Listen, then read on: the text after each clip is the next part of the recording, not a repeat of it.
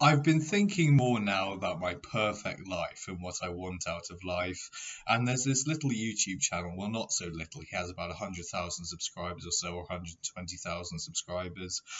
But I follow the YouTube channel of Malcolm Guite, and Malcolm Guite is a priest in the Anglican Church, I believe. He's also a prolific poet, and he has these amazing little YouTube videos on the internet, on YouTube. Mostly, well, a lot of it's about Tolkien, loads about poetry and religion, and the intersections between the two, and all these sorts of things. And it's the most brilliant, amazing, lovely thing that I love watching just every now and then, and I get envious of him. I see him in his little study in his house with all these books around him, smoking his pipe, having a little dram of whiskey, and I just think that is my perfect life. That is really what I'm trying to orientate myself towards. That's really what I'm trying to steer my life in the direction of. That's what I really want from life. I really want to be about 60 years old, sitting in my study, having a little dram of whiskey or something, and a little smoke, and poring over old volumes of literature and going through the things that really inspired me growing up, the things that really enlivened my mind and made me think about the world and made me think deeply on religion, politics, esotericism, the occult, mystery, wonder in the universe, science, mathematics, all these great things, all these things that light a passion within my soul. And I just want to be like that. And he's a priest as well. And I'm just thinking maybe I should become a priest because I know my way around Christianity. I know all the major things about Christianity. I know all the major stories, obviously, and I've grown up in the United Kingdom, so we've had a mandatory religious education. I could probably get through a seminary, I think, if I had the funding. And am I an atheist? I think regulars on this channel would say, no, I'm not an atheist. I'm a pantheist, which is where I believe God is the universe. I believe literally that God is the creation, and I think that there's an awful lot in scripture to support that idea. And maybe that's what I should be, because it's just a money problem. Getting the house, getting the little study, getting the books, getting to that place where I can just sit comfortably with my little dram of whiskey or whatever, and my little pipe, and pour through old volumes and read the greats or read them again, even if I've already digested them. And that is what I want. I don't care about flashy cars. I don't care about mansions and beachfront property and all this sort of nonsense that goes along with huge amounts of power and wealth. I don't want all that stuff. I just want a little comfortable cottage somewhere in a nice part of the United Kingdom, dare I say that, and have a study all to myself, just surrounded by books, and have that as my little retreat, my little place of solitude and calm and quiet. And I live such a dislocated life at the moment, such a disjointed life, constantly on the verge of being homeless, either with a job or without a job, and it's usually a job doing something I hate, like bartending or milking dairy cows, which I don't think I like anymore. I think I fucking hate it. And I'm just doing the wrong thing.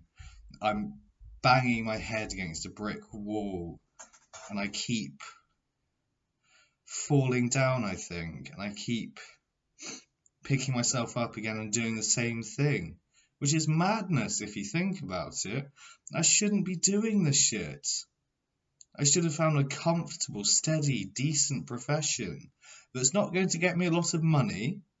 It's not the money I'm interested in, but on a level you need that. You need like a base level of sustainable, reliable income to get you to the little house with the study and the pile of books behind you. You do. You need that. I don't know where the fuck I am at the moment. I'm in a hotel. I'm in a travel lodge. Because I was staying with my mum for about a month, and then she decided she didn't want me to stay there.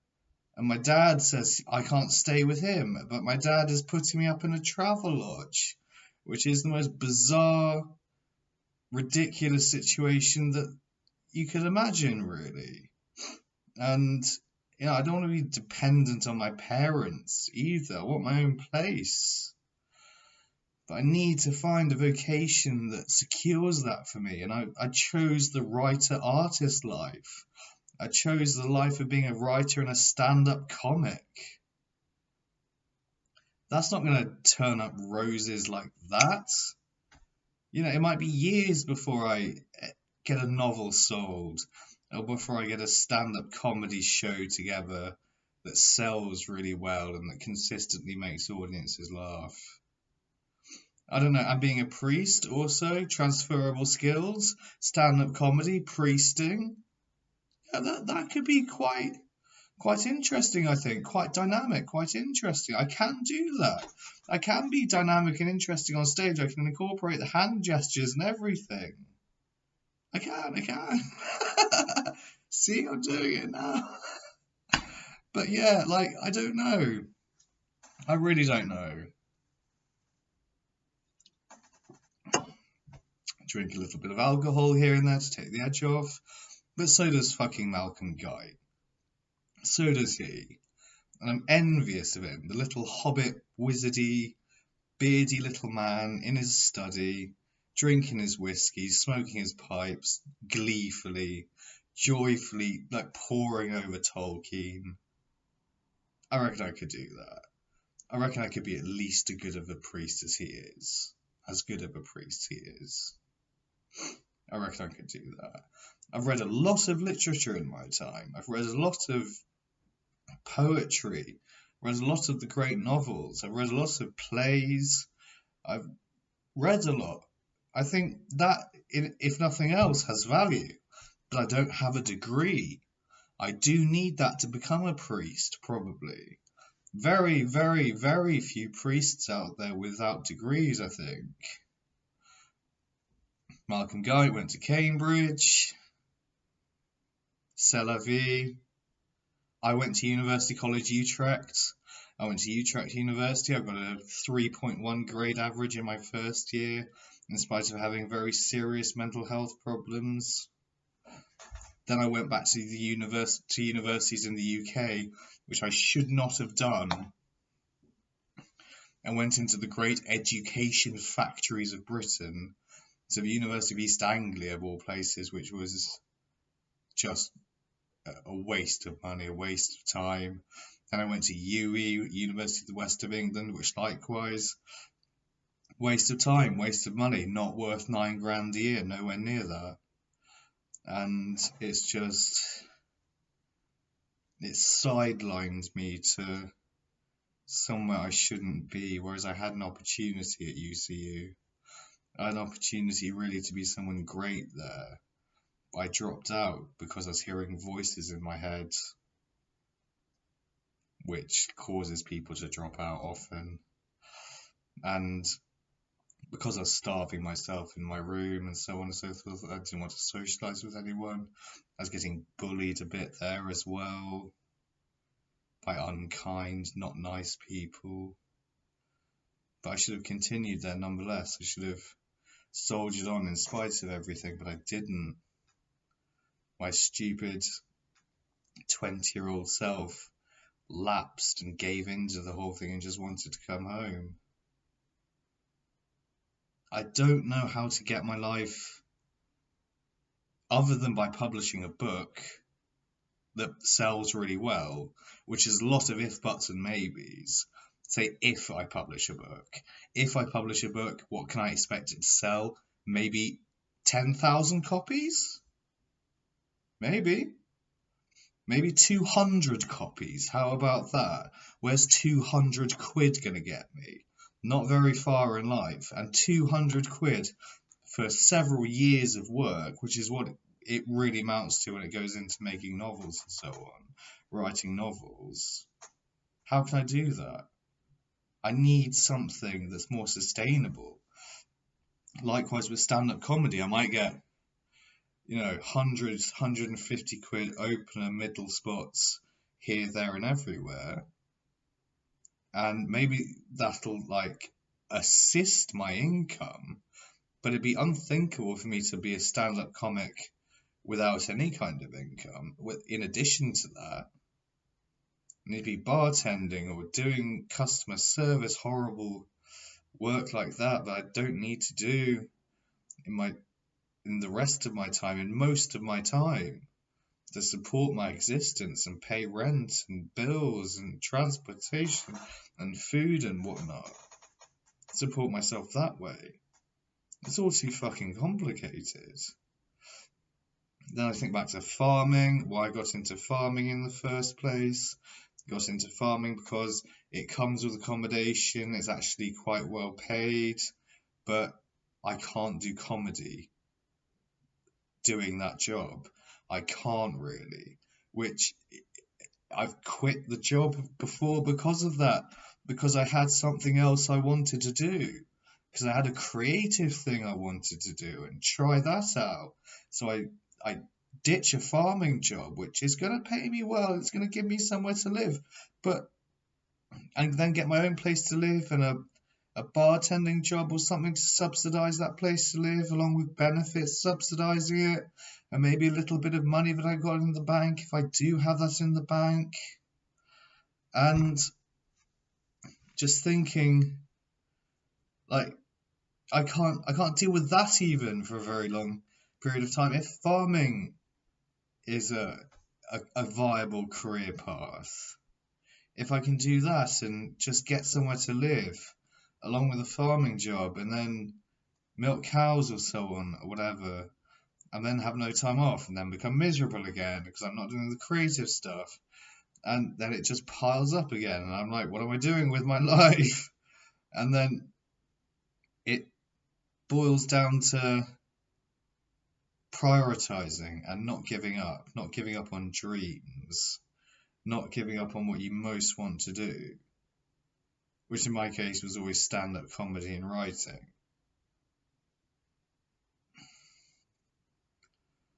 But this priest idea, well, that blends comedy possibly with writing, with the intellectual pursuits, because you've got an audience every Sunday, don't you? Being a priest, you can do that.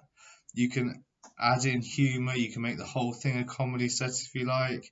You can take the piss out of God if you want and do the most obscene sacrilege on stage because it's just an audience of old people, obviously, for anyone who's in a church, and you're the young, exciting, new breed of priest that's trying to get everyone into religion by making religion exciting and making the Jesus stories exciting and accessible and conform to scientific principles and not fly in the face of science, which I think I can do. I think I've got that syncretistic mode of thinking and that all that down. For instance, I think I have rational explanations for all the miracles of Jesus Christ. And the reason why we remember them as supernatural phenomena is because the writers of the Gospels were writing Greek as a second language, and it's been passed through various translations and compiled into different editions and so on and so forth. And we've lost the originality of what they were trying to say because they probably weren't expressing themselves well enough to be able to say it at the time, so on and so forth. Maybe I can be like Malcolm Guite. I'm 31 now. I've got to figure out what gets me my little cottage with the books, with the pipes, with the dram of whiskey, all this sort of stuff. I've got to figure that out soon. I can't be like one of these desperate old men I've met in homeless shelters who've worked in crummy jobs their entire life and have ended up homeless in their 60s. I can't go to that. I can't do that. I just can't. Not at that age. I'm 31 now. I'm already starting to feel the strain on my body, the work I've done, the farm work I've done. Like it's had a strain on my body. I broke my fucking ankle for God's sake. And I know that was already weakened up by farm work from before then because I was already having problems with my feet on farms before then. And I can't keep doing this to myself. I've got to find something that I'm cut out for.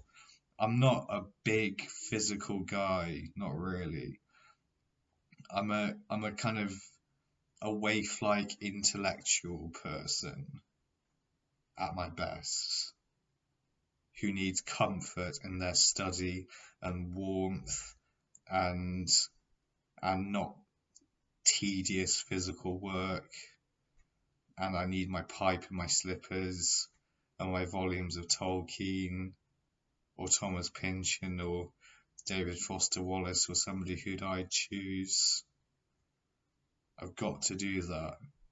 I've got to be like Malcolm Guite in life. That is my calling. And whether it's priesting or stand-up comedy, maybe it's either. I mean, maybe the two will bleed into one another. I very much see that happening. A comedy priest, a comedic priest who's also a stand-up comedian, but who hasn't given up priesting as their day job. Maybe that could float. That could be very, very amusing, I think. And, has anyone got the whole universe figured out? No, of course they haven't. Could it very well be a god who created it all still? Yeah, of course it could be. It could be some non-human, interdimensional, hyperdimensional super space entity that created the whole thing. But we for sure as hell don't know that nothing didn't create it. In the fullness of everything. It's not like spontaneous symmetry breaking really explains the emergence of the fundamental particles. I don't think in their individual masses and why they have the masses that they have as opposed to any other mass. No. Or is it eternal cycles of inflation and deflation? I don't know. I think it's more likely to be eternal cycles of inflation and deflation. But then again, does the buck not have to stop somewhere? At some point back in time? And does an entity not have to have created all this? An intelligent being that, shits out more than dull, uninspired universes filled with, say, one type of elementary particle. There's 17 types of elementary particle in our standard model of particle physics. Why is that the case? That seems bizarre, does it not? Does that not betray intelligence to some extent?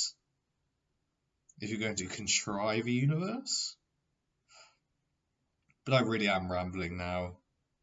This is just a video all about my perfect life, what I really want from life. Hopefully I'll get there. Hopefully I'll get it in the end and be a jolly old fellow just like Malcolm Guite is and enjoy sitting with my little dram of whiskey in my pipe, poring over Tolkien or whoever I would pour over. Probably Tolkien, actually, very possibly Tolkien. I love me some Tolkien, but others as well, who Malcolm Guite does not like. So see you soon, everybody. Thank you for watching. Bye-bye.